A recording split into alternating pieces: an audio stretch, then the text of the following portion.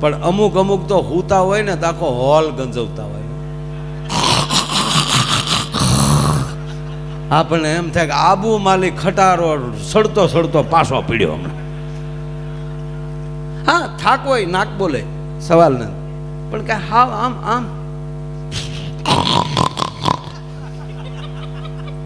ખરેખર આપણે એમ થાય કે આ હું તો આમ આમ. જો કે આપણા ભાગમાં ક્યારે એવા આવ્યા નથી. હા, મિત્રો હોય બધા હારે જાતા હોય તો લગભગ એવો કોઈ મિત્ર એવો નથી કે આ રૂમમાં આપણે હારે બેઠા હોતા હોય ને એને નાખવાનો, લગભગ નથી એવો ભાગમાં આવ્યો. બોલો, અને એવો ભાગમાં આવ્યો હોય તો હું ખરેખર એને બોલાવીને નાકમાં બે ટીપાઈ પાડી દઉં. આપણા માથાનું તેલ હોય ને એમાં ખાસ કરીને જેના નાખોરા બોલતા હોય ને એને ગીર ગાયનું ઘી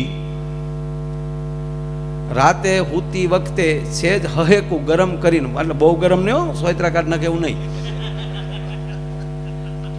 ખરેખર કહું સાહેબ, ગીર ગાયના ઘીના બે નાખોરામાં બબે ટીપા પાડી દેવાના અને એક બબે ટીપા બે કાનમાં પાડી દેવાના. જિંદગીમાં એનું માથું નહીં દુખે અને આમ જો ઓક્સિજન અટકશે જ નહીં. મૂળ તો પૂરું ઓક્સિજન ઉપર ન જતું હોય બીજા માળે, ઘણાને બીજા માળ ખાલી હોય ત્યાં શું ઓક્સિજન જાય, ઓક્સિજન ભોઠું પડીને હેઠું વયો આવે. પણ આ ગીર ગાય નું હા કઈ હું કઈ બોલું નથી કરતો, પણ નાખોરા બોલતા નથી ખાસ. બટા તારા બાપાના બહુ બોલે છે. અમારા મુકાના બાપા એક દી ગાડીમાં પાછલી સીટે ઉડાવ્યા હતા. આપણે મને તેમ છું કારું ટાયર નીકળી ગયું કા ઘરે ઘટી નહીં નીકળ મૂકો બોલ્યો મારા બાપા હુતા છે. બસ મોજથી વાતી છે, મોજથી જીવ. પોતપોતાના ફરજનો ધર્મ સમજીને મારે શું કરવું જોવે અને મારે કઈ રીતે રહેવું જોવે. જે માણસ પોતાની ફરજને ધર્મ સ્વીકારી લે તો બીજો ધર્મને એને જરૂર નથી. ફરજ એ જ ધર્મ. મારી ફરજ તમારે સામે અત્યારે પ્રોગ્રામ દેવાયો, મારે તમને આનંદ કરાવે, મારો એટલું. પછી હું એમ કહું કે આજે એકચ્યુઅલી મને મજા નથી, ગજેક શાંતિ રાખજો, તો ઘેરે રહેવાય માયાભાઈ. અને તબલાની ફરજ છે, એ તબલા વગાડે. હું તો બધાને આને કહું, અમારા તબલસી નહીં કહું કે આ ઝાકીર હુસેન તબલું જ વગાડે છે ભાઈ, તો એનું નામ કેમ? એમાં કયું એવું તત્વ પડ્યું કે દુનિયા એની પાછળ ગાંડી થઈ? તબલા જ વગાડે છે. એના માટે કોઈ સ્પેશિયલ કંપની નથી, ફેક્ટરી એની તબલાની નોખી નથી. આપણે જાલી તબલા લઈ ન્યાલી જ લઈ જઈ. પણ સાહેબ એવડો મોટો કલાકાર હોવા છતાં એનું તબલું બનતું હોય ત્યારે અહીંયા ઉપર ઉભો હોય કે નહીં હું કહું એમ બનાવો. એનામાં રસ છે ને. અને જીવનમાં જ્યાં સુધી રસ નહીં હોય ત્યાં સુધી જીવન વ્યર્થ છે, અને જ્યાં સુધી રસ હશે તો દુનિયા તમારી પાછળ હશે. કેરીમાં રસ છે ત્યાં સુધી આપણે એને સાચવીએ છીએ, પણ જેવો રસ કાઢી લઈ પછી ગોઠલાને સાલુને કોઈ રાખતું નથી. એટલે માટે જીવન રસમય રાખો. આપણા વડાપ્રધાન છે ને બધા કેવું પરદેશમાં જાય તો ડ્રમે વગાડી લે, બધું આવડે. બોલો, હા, એમાં સંપૂર્ણ ગુણ હોવા જોવે. બધું પાકું કરીને પછી શરૂ કર્યું. હા, મારે નામ નથી દેવું, ઘણા વર્ષ થઈ ગયા. અમે એક વન મંત્રીના ઘરે બેઠેલા બેન, તે ઓલા બિચારા આરએફઓ સાહેબ એને બદલી કરવાની હતી. તે એણે કીધું કે મારે ફલાણા જંગલમાં બદલી કરવી. ફોરેસ્ટર સાહેબ મંત્રી હતા ને એ બોલ્યા કે તમારે પોલીસ વાળાને ત્યાં કેમ બદલી કરવી? ત્યાં પોલીસ વાળા નથી, હું આરએફઓ છું. ત્યાં કે લુગડા તો પોલીસ જેવા પહેર્યા. હવે આરએફઓ એને સમજાવતા હતા. પછી કે સાહેબ પોલીસને બ્લુ અને લાલ પટ્ટી હોય, અમારે લીલી અને લાલ પટ્ટી હોય. તો કે ઠીક, તમે લીલી પટ્ટી વાળા છો એમ ને? હું કામ આખા દેશને હેરાન કરો છે. અને અત્યારે તમે જુઓ ને સાહેબ, તો એક પણ ધારાસભ્ય કે એક પણ મંત્રી એવા નથી કે દરેક વિષયમાં નિપુણ ન હોય. જે વિષયનું ભાષણમાં તમે બોલવા ઊભા કર્યા છે તો એક વિષય ભંગ નહીં થાય. કોઈનું વક્તવ્ય આજ જીતુભાઈ બોલતા હતા, તમે જોયું છે, કોઈ વિષય ભંગ થાય જ નહીં. પહેલી જ માણસને વિષયની ખબર હોવી જોઈએ. હવે કોકના લગ્નમાં ગયા હોય ત્યાં દાડાની વાતો કરાય? કોકનો દીકરો ભણતો હોય ને આપણે એમ કે ફલાણા ભાઈ જીવ્યા હોત તો સારું હતું, એ જાનમાં આવત હોય. આપણે અહીંયા ગીત ગાને સાહેબ, અને કોકને બાળવા ગયા હોય શમશાને, ત્યાં લગ્ન ગીત ગવાય. વીરો મારો જગમગજ મારે ડો હાકો. છોકરો ફેરા ફરતો હોય, નગર ભગવાનનું નામ તો સારું છે, પણ દીકરો ફેરા ફરતો હોય ને આપણે માંડવામાં બેઠા બેઠા એમ કહેવાય, રામ બોલો ભાઈ રામ. કન્યા મારી લેવાતી હતી, તું તો નીકળે ક્યાંનો છો? નહીં, વિષય ભંગ ન થવું, ફરજ ન ચૂકવી. સુદામાને કહેવામાં આવ્યું, એના પત્ની એમ કહે છે કે તમારે કૃષ્ણ પાસે જવું જોવે. અને ત્યારે સુદામા બોલ્યા કે એની કરતા હું મોટો છું અને હું બ્રાહ્મણ છું, મારે ત્યાં જવું હોય તો એને કંઈક મારે દેવું જોવે.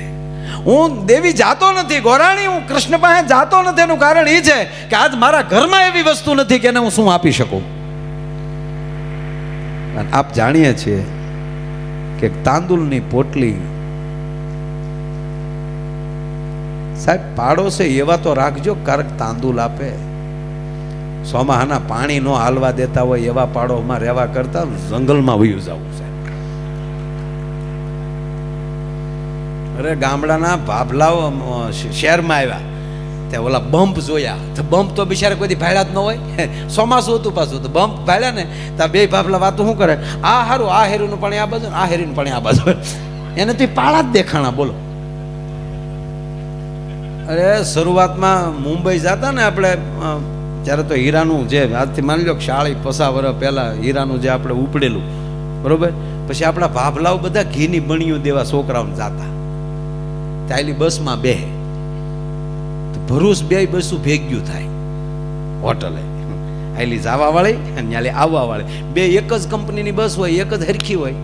તો એક બાબા ભૂલી ગયા, તે અહીંયા હોટલમાં ભેગા થઈ ગયા. એને એમ કે આપણી જ છે, અહીંયા પાછી આવતી હતી ને એ બસમાં પાછા ચડી ગયા.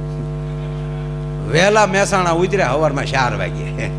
તો ઉભા બહુ કે મહેસાણામાં મુંબઈમાં તો ફેર નહીં હોય, પાછા આવ્યા, હું ફેર નહીં.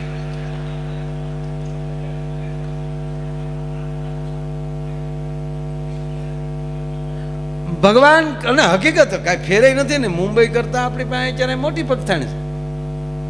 હું ઘટે અહીંયા કયો? હે મને તો હમણાં એ જ મારા મને મગજમાં એ જ ગળી ગયું. હું તો આ નાના નાના છોકરા જે અત્યારે ભણવા જાય ને સાહેબ બાલ મંદિરમાં ને એમાં, એને દુખણા લઉં કે તમે છોકરા હું પૂન કર્યા છે ડોહા આ ટાઈમે જન્મ્યા. હે કેવા સરસ આમ ભણવા જતા હોય, દફતર રહી ગયા હોય ને એની મમ્મી બાજુમાં ઓલે આંગળીનું ભાઈ એ વળી ઓલા સ્કૂલ બસની કે ટેક્સીની વાટે ઊભા હોય. અવડાવડા તો આપણે હતા, ભાડ્યા થવા ટી-શર્ટ મરી ગયા, ખાખી સડિયું પહેરી પહેરી.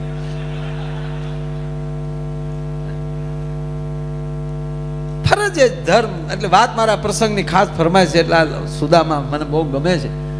મેં કીધું ને બેઠા છે એ ઊંઝામાં, પણ ઘડીક દ્વારકાની જાત્રા આપણે કરવી છે સાહેબ.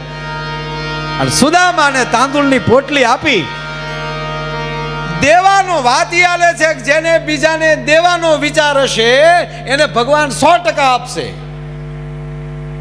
જો સુદામાની અંદર પહેલો વિચાર શું છે કે મારે એને કંઈક દેવું જોવે. મારે આપણે જો આપણા વડીલો તે પહેલા વહેલું આપણી મોલાદમાં હારા ડુંડા થતા તો ઠાકર મંદિરે મૂકવા જતા. ગાય વિયાણી હોય તો પહેલું દૂધ આપણે રામજી મંદિરે મૂકવા જતા, બીજાને આપતા હતા. હજી આપીએ છીએ. કેવા આપણા દાતાઓ છે સાહેબ. આપણા ગુજરાતના દાતાઓએ જે અત્યારે જે દાતારી કરી છે સાહેબ, આપણા મંદિરો જુઓ. અરે ગામડાની અંદર રહેનારો માણસ મુંબઈ રહેતો હશે કે અમેરિકા રહેતો હશે, પણ પોતાના ગામમાં આપીને કેવા દાન કર્યા છે, કેવી સ્કૂલો બનાવી છે. આ નરું સત્ય છે. એટલે સુદામાની અંદર આ તત્વ હતું કે મારે એને કંઈક આપવું જોવે. અને સુદામાએ જે દ્વારકાનો પંથ લીધો પણ હરખ માતો નથી. સુદામા કેવા લાગે છે કે નામ સુદામો મિત્ર પ્રભુનો, કે નામ સુદામો મિત્ર પ્રભુનો, ધીમે ડગલે જાય છે પ્રભુ નગરીના પંથે રે, હરિનગરીના પંથે રે, બ્રાહ્મણ હાલ્યો જાય છે, પથિક હાલ્યો જાય છે.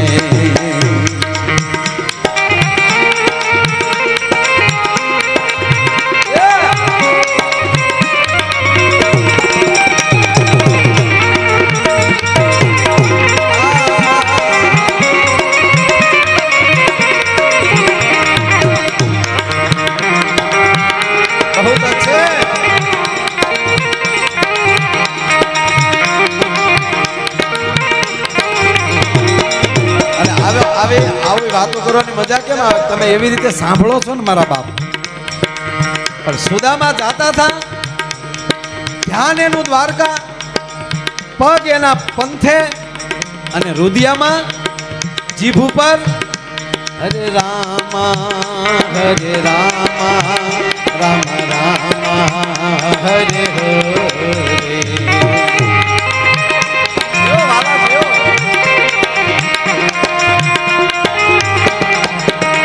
હરે કૃષ્ણ કૃષ્ણ કૃષ્ણ હરે હરે.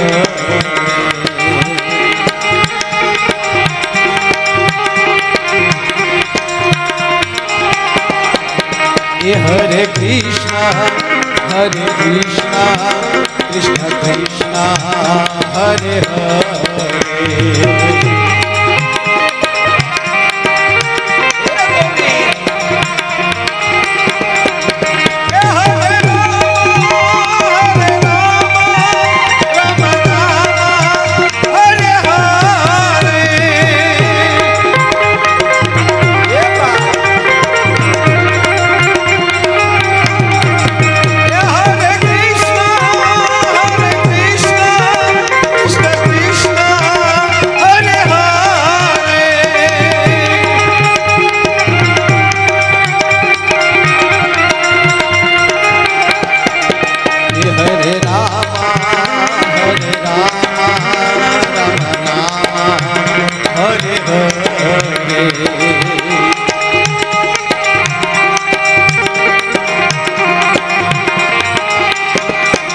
વચ્ચે કહી દઉં, ઘણા માણસો એમ કહે છે કે આ બધી વાર્તાઓ છે, આવું ન બની શકે. તો ભગવાન કૃષ્ણએ કોલ આપેલો છે કે જેને મારી ઉપર એમ લાગે કે ભરોસો નથી, એને મારું જગત મંદિર એટલે જગન્નાથની યાત્રા જે આપણે કરી છે, જગન્નાથ મંદિર, ત્યાં જી આવે એ મંદિરથી તો એક મંદિર ઊંચું નથી, અને એની ઉપર ધજા લાગે એવડી ધજા એકેય નથી. જગન્નાથ મંદિર ઓરિસ્સા, એ જગન્નાથના મંદિરે જાજો અને તપાસ કરી લેજો. ભગવાન કૃષ્ણનું નામ લઈને દ્વારકાની એ ધજા 52 ગજની એનાથી હવાઈ હોય તો જગન્નાથ મંદિરની ધજા છે સાહેબ, પવનની સામે હાલે છે. ગમે ત્યારે જોઈ લેવાની છૂટી છે તમને. અને અત્યાર સુધી ઈ મંદિરની માથેલી પ્લેન પણ પસાર ન થઈ છે કે ઓટોમેટિક એની દિશા ફરી જાય છે સાહેબ, એવા અખતરા થયા છે. ભગવાન કહે છે કે ભાઈ મારી ધજા પવનની હામી ફડાકા મારે ત્યારે માનવાનું કળી કાળમાં હજી હું અહીંયા ભારતમાં બેઠો છું, ચિંતા ન કરતા, પણ ભરોસો હોય તો મારા બાપ હો. અને ઓલી ધજા તો ભરોસા વગરનાને જોવા લઈ જાય, તને ભરોસો ન જોઈ લેજો, આમ જો હામા વાય હાલે.